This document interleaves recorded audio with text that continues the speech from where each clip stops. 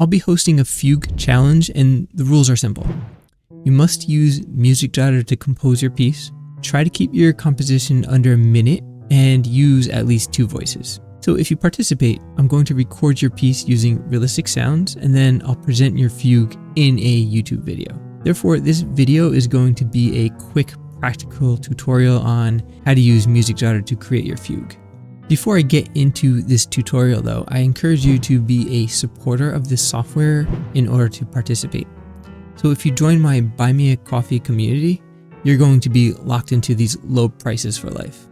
But if you're still not sure, you can still grant yourself access to the software and use it just for this challenge. But I do know who my early access users are, so if you really like this software, I still encourage you to lock yourself into this low pricing before the window of opportunity runs out. Okay, let's get into the tutorial now, and be sure to check the description for information on how to join this challenge. So the first thing is create a new score. So you go up here, click new. You can choose your time signature, your key signature, number of tracks, number of measures. So I'm going to start off with 2 tracks, 5 measures for now, fugue. And then you're presented with your preliminary score. So usually when you're doing a piano piece or a keyboard piece, you're going to want to brace your tracks. So you click on edit, you highlight your measures by holding shift and clicking, and then you click on brace, and you can toggle this on and off. Okay, now the next thing that you're going to want to do is change the left hand. Usually the left hand will be a bass clef. Click on the track here, clef, and then bass. And this tutorial is just going to go over what you need for the fugue. So there's going to be a lot to this program, but I'm only going to go over the bare minimum. Okay, so now the next thing that you might want to do is change your time signature. Under the Edit tab, you can click on this key and time signature. And then this dialog box will allow you to change your time signature and your key signature. Now, if you want to resize your measures, click on Layout, click on this lock. We're going to unlock the score layout. Click on the measure select, and then you can just drag the measure to resize it. Now MusicJotter will automatically resize measures for you, so you can just let the system handle this automatically. But sometimes it doesn't get it right, and that's why you're able to custom resize your measures. If you want to undo any of your custom formatting, right click, undo score formatting. To compose is very simple. You just select a note in the toolbar and then click to add your note. To delete a note, all you have to do is hover over a note and right click. That's like the shortcut. As you enter notes, your cursor will automatically lock to the note in order if you want to make a chord. And then again, right click to delete. So let's look at voices, because when you're writing a fugue, you're going to use multiple voices generally in order to create this counterpoint. So if you click on edit, you're going to see where you can access your voices. And you can either create voices with tracks or with voices within the track. So I'm going to show you what I mean by that. So let's say you want to write a 3-part fugue. You can use it using 3 tracks, click on a measure, right click, and then add track. And then you'll see you can write your 3-part fugue with the 3 tracks. And each track would represent a voice. Or you can write 3 voices in 2 tracks. And I'll show you how you can do that. So now I want to remove this track. So right click, delete track, and let's write a 3-part fugue. I'm going to show you how. So this star here means that you're in your default voice, which is 1. Okay, so now let's say I want the second voice. I'm going to click on 2 now. So I can write another voice within the same track. Like that. And these are independent of one another. So you can right click to delete. Let's say I want to add quarter notes.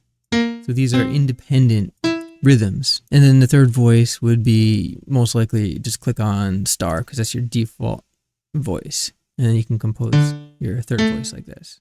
So as you compose, you're going to want to hear what you wrote. Hover your mouse over any part of your score, press spacebar, and it should play. Now, if it doesn't play, you can manage your sound fonts or MIDI ports by going to the MIDI tab, clicking on MIDI ports, and then you can choose a sound font. I have 3 sound fonts for you. The one I like using is Microsoft GS Wavetable. That's the most efficient one. Now, Music Daughter can connect to Kontakt using a virtual MIDI port, and that's what this is up here. I don't have a virtual MIDI port installed on my MacBook, so I won't be demonstrating that today. Okay, so again, now if you hover your mouse over any part of the score, you'll hear what you compose, like at that point. So as I start composing, I can do that. Very quick iteration. You can iterate your score very quickly this way.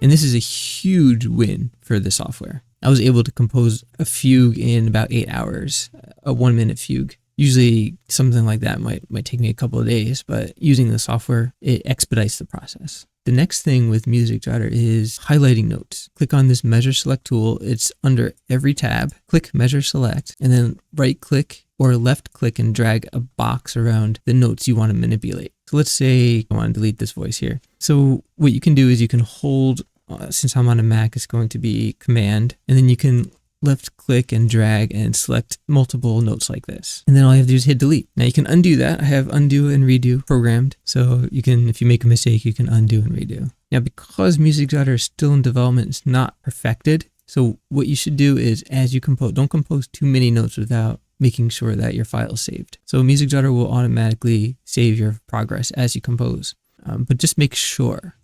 What you can do is you can download your file and listen to your MIDI file and make sure that it sounds the way that it should sound. You can also refresh your score and you'll see that all of your notes should be saved. So that's the thing with being in development. It's not perfected, but these are the things that I'm going to continuously iron out. Okay, if you want to change a clef mid-measure, what you do is you highlight the note where you want the clef to change. Under Edit, click on Clef. So I'm just going to select treble. And if you want to move your clef or delete it, click on this Object Select tool. It's under every tab, and you can drag it like this. And you can left click to delete. So the clef might have some problems. So I'm working through these problems. For the most part, it should be okay, but it can be a little slow sometimes. And just keep that in mind. Sometimes it may mess up. If something happens, just refresh your score or right click the clef and delete it and re-add it. Now, if you click on this symbol tab here and then symbol alignment, you can align your symbols by either none, by tracks, brace or bracket, or piano. So most likely you're going to want to either use none or piano. So if you do piano and then you select a symbol, then it's just going to align it in the middle for you and it's going to affect the top and the bottom tracks. Or if you want them independent, then so you can just place them anywhere you wish like this. These symbols up here are not functional yet. Now, tempo is something that Music Daughter handles very well. So there are 2 types of tempo. You can change your global tempo and then you can do a tempo marking. So I'm going to show you the global tempo first. Now, if you click on layout and then your mixer view, you can access your tempo controls here. So if you were to click this area here, it's going to bring up your master tempo. And this is where you can change that. So let's say I want 80 beats per minute at the quarter note resolution, then I can do that. Or let's say 60, so it's easier to explain. So 60 BPM at the quarter note resolution means that you're playing a quarter note 1 beat for every second. So I'm going to have a tempo tutorial eventually so that you have a better understanding of what BPM means. But in this case, 60 BPM at the quarter note resolution means 1 beat per second. And let's test that. Okay, so these 3 notes should play 1 second per beat. And there you go. 1, 2, 3. So we have a tempo of 60 BPM at the quarter note resolution. And what this tempo slider means is you can temporarily affect your tempo if you just want to make slight changes and you want to experiment. So let's say I bring this up to 90 BPM. That means that this tempo is actually at 150% of the original tempo. There you go. So you can see it's almost double. So let's make it double. So now we're at 120 BPM. That means that this will play twice the speed. And as your piece plays, you can change the tempo in real time. So that's cool as well. you want to bring it back to your root tempo, just double click this slider and it brings it back to your original tempo. Now you can change your tempo with tempo markings as well. So just click on, let's say the quarter note here. Let's say I want to speed things up on the second measure. Just type in 120 beats per minute, and now this will play twice as fast once it reaches the second measure. Let's say I want to go back to the root tempo.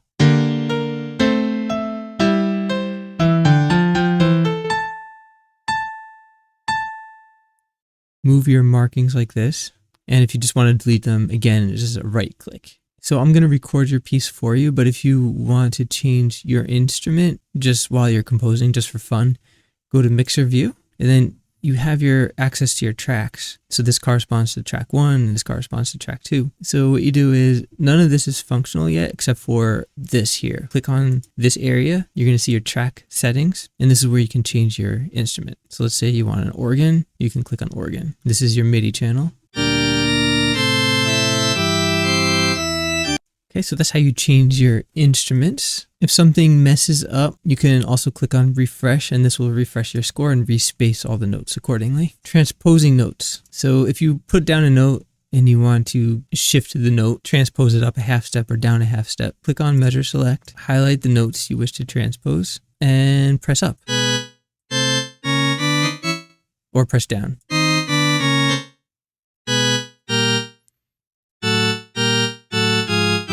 Now, if you want to transpose something by, let's say, a fifth, all you have to do is press 5 on your keyboard and press up. If you want an octave, press the equal sign on the keyboard, which corresponds to 12. So 12 half steps is an octave, and you can go up an octave or down an octave. So the number on your keyboard will correspond to the number of half steps that you transpose by. So if you want to transpose by 6, press 6 and press up. Or if you want to go back to the default of one half step, press 1. Very powerful. I also have an experimental feature where, let's say you compose in a major key. You can convert that to a minor key, which is pretty cool. It's experimental, so use at your own risk, but you can always undo something if it doesn't sound right.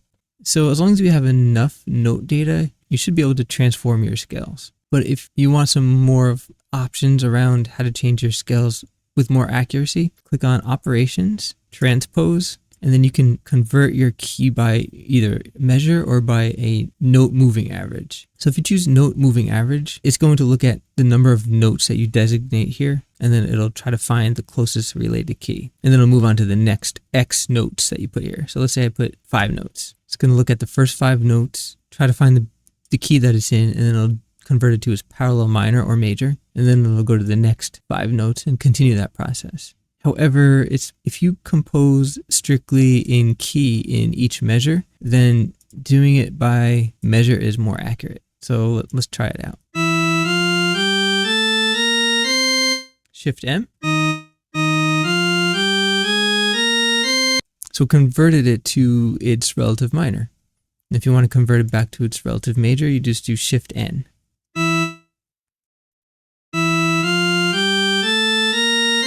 So play around with that. It's kind of a cool feature. It's something that I've always wanted. I created one short that demonstrates this, an old McDonald short. So check that out. So if I highlight this, I can find out what key I'm in by highlighting your notes and pressing C. This shows you like what key you're in and the related keys. So the related keys just means that you can safely transition to those keys and it won't sound, it'll be a smooth transition. Or if you don't want a smooth transition, you can check out like the keys that are least related. So right here, you see 8 flat minor is not really that much related at all. So that's the cool thing. You can see what key you're in if you're not sure. Highlight the notes, press C. This dialog box will show. Okay, let's now talk about how to add ties. So you can tie to another note of the same exact pitch. You just hover over the note and press T, and that's how you add your tie. And then you press T again to toggle it on and off. So let's say we have 2 quarter notes and they're both in different measures. If you hover over the note and press T, it's going to just tie to that next note that it finds of the same pitch. Just press R and that will reverse the tie for you. To add a dotted note hover over the note and press period. And if you keep pressing, you're going to add up to 5. And to decrease the dots, just press the comma button. To add an accidental, hover over a note and press plus for a sharp and press minus for a flat. Now for copy and paste, you can either copy by measure. So if you have the measure select icon clicked, click on the measure you wish to copy, Command or Control C, and then to paste the measure, you can multi-select however measures you wish to paste and then do Command V or Control V. The Music Jotter will figure out the pattern that you're trying to paste in. And you can paste in any pattern that you wish. So for example, if you want to copy this measure into these 2 tracks here, you can do that in one shot. You can also partially select the notes you wish to copy, and you can do this by holding Command or Control. You can reverse your selection as well. Command Control C, Command Control V. And Music Jotter will let you continue to paste your selection like this. Score formatting, as long as this is unlocked, which is under layout, you can widen your measures. If you want to shift your measures, just drag your measure over the next measure and it'll decrease the number of measures on that system. And you can change your margins like this.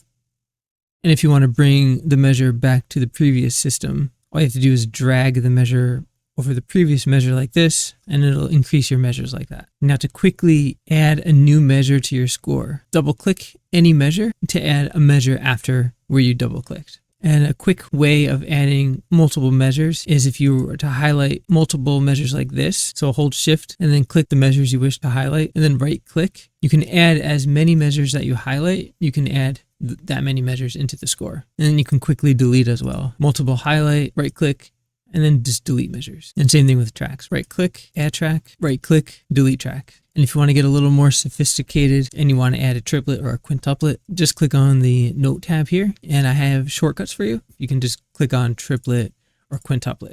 Now, if you want to get more sophisticated with your tuplets, click on the tuplet ratio dialog box, and then you can customize your tuplets here. You can even add presets, so you'll never have to go into this box all the time, since you can customize all of your presets. Use this to download your MIDI file and make sure that your score is constantly saving.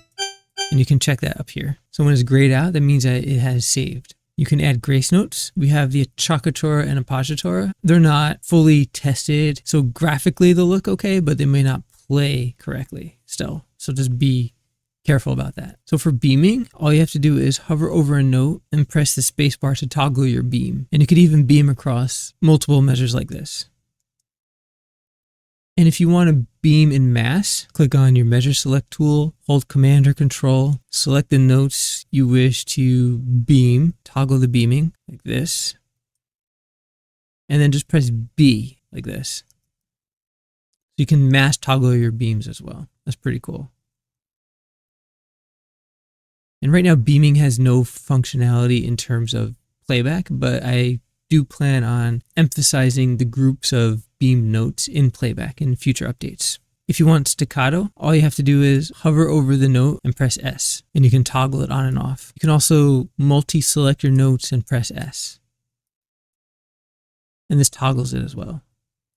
I don't have accents or legato yet. And to manage your scores, you can go under My Music, give the Quick Manage, which will bring up this dialog box. And this is where you can delete your scores if you don't want to see them in Music Jotter. You can still save them, download your file. This just means that Music Jotter won't manage your scores for you when you're in the cloud software program. And you can also manage your music by clicking here. This is where you can decide if you want to share your music or not. So by default, everything you create is going to be private. And then if you just uncheck this box here, your piece, you can share your piece to anyone you wish. And finally, we have printing options. So under My Music, you can click on Print, and you can just look through the options here and then just click OK, and it'll bring you to your score with a download button for a PDF. And you can share this link to anyone you wish if it's public, and they'll be able to see this. And the same goes with your MIDI file. As long as your file is public, you can actually go onto the download file section here, right click, copy your link, and then you can just send that link to someone and they'll automatically download your MIDI file if you want to share that with them. And then they can actually go into Music Jotter and open up your file. I'll be adding more sophisticated ways of sharing music in the future. So this about concludes the short tutorial on how you can use MusicJotter in order to create your fugue for this challenge. So I hope you decide to join this challenge. It'll be fun. I'll put links in the description. Join my Discord. I'll answer any question you may have with the program. If there are issues with the program, then let me know and I'll address them for you. This way we can get this fun little fugue challenge up and going.